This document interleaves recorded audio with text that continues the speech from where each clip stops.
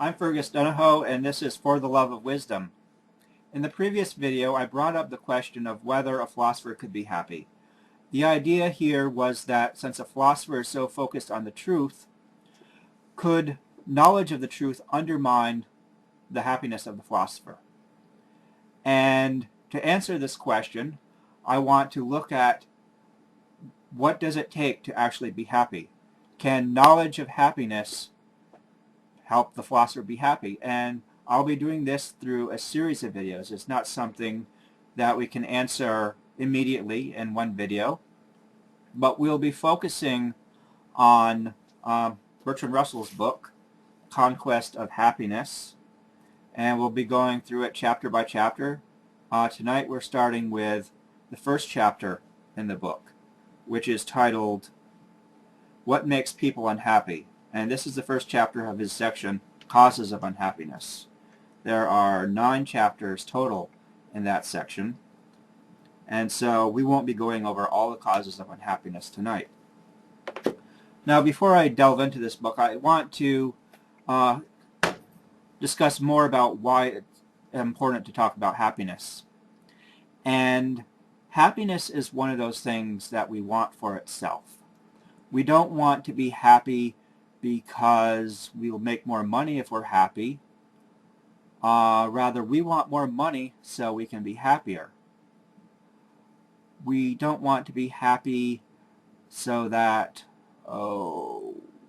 we can buy better things, live in better places, take more vacations. Rather, we want to buy better things, live in better places, take more vacations to be happier.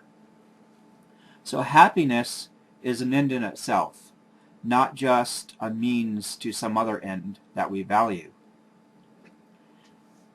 Whereas many other things that we value for the sake of making us happier. So if we can understand what it takes to be happy, we will be moving directly towards something that is not only of great value to us, but valuable as an end in itself. It's not something that is valuable in and of itself and not for some other purpose.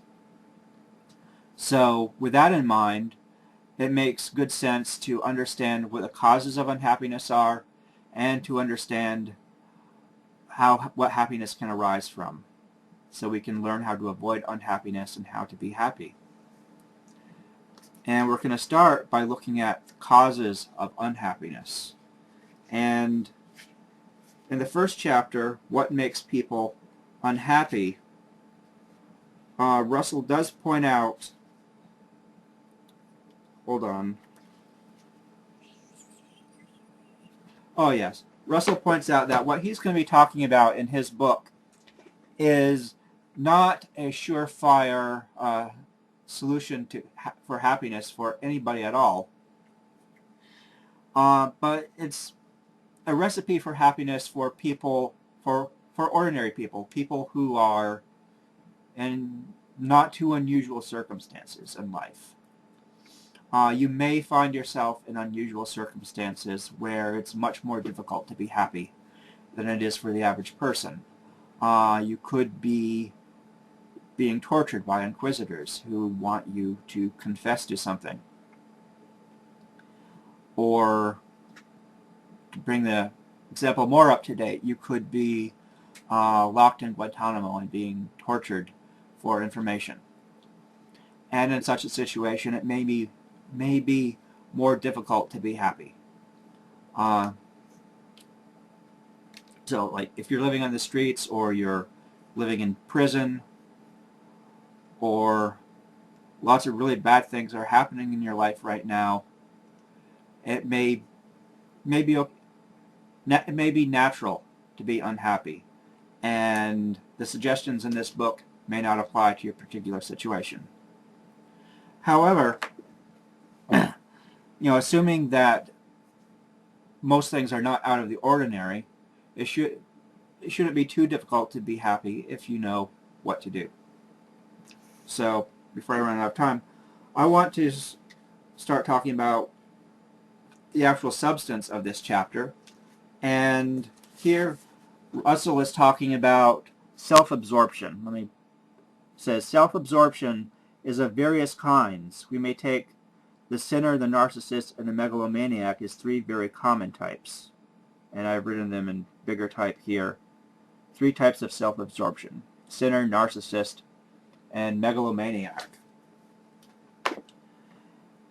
But before I go into those, let me stress what Russell is talking about here. He's saying that self-absorption is a cause of unhappiness. The more you are focused on yourself rather than on things in the external world, the more you're likely to be unhappy.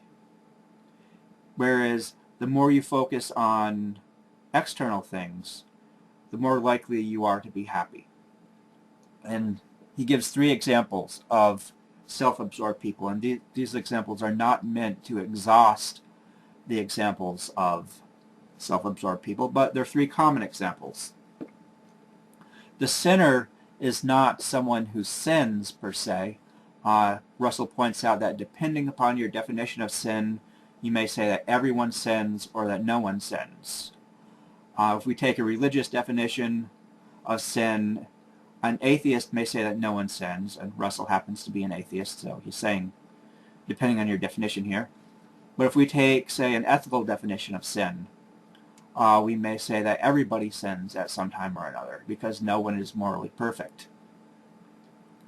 So here it's not an issue of whether the person is a sinner or not, but an issue of focusing on your sinfulness rather than on other things in your life.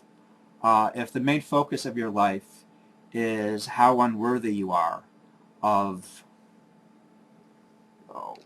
moral worth, how sinful, how guilty you are, if you live a life overwhelmed by guilt, you're likely to be unhappy. And he points out that some people may not be conscious of the guilt, but may have it ingrained in them. Like, they may go and do the things that they feel guilty about, but instead of avoiding these actions, they may go and just feel bad about the fact that they're doing things. Like, they may smoke and drink and sleep around and stuff and feel bad about it. And that just sours their experience of these things, sours whatever enjoyment they may get out of them otherwise. And it may sour their enjoyment of other things if they feel guilty about other things that perhaps they shouldn't even be feeling guilty about. The next type is the narcissist, and the narcissist is sort of the opposite of the sinner. The narcissist is focused on wanting people to feel good about her, wanting praise and recognition from other people. And a narcissist may, in a way, be as self-deprecating as the sinner is. The narcissist is looking to other people for self-esteem. The narcissist is expecting other people to praise her instead of feeling good about herself on her own without other people doing it for her. And one of the problems with narcissism is that you may be let down if you don't find the admiration you're looking for in the external world.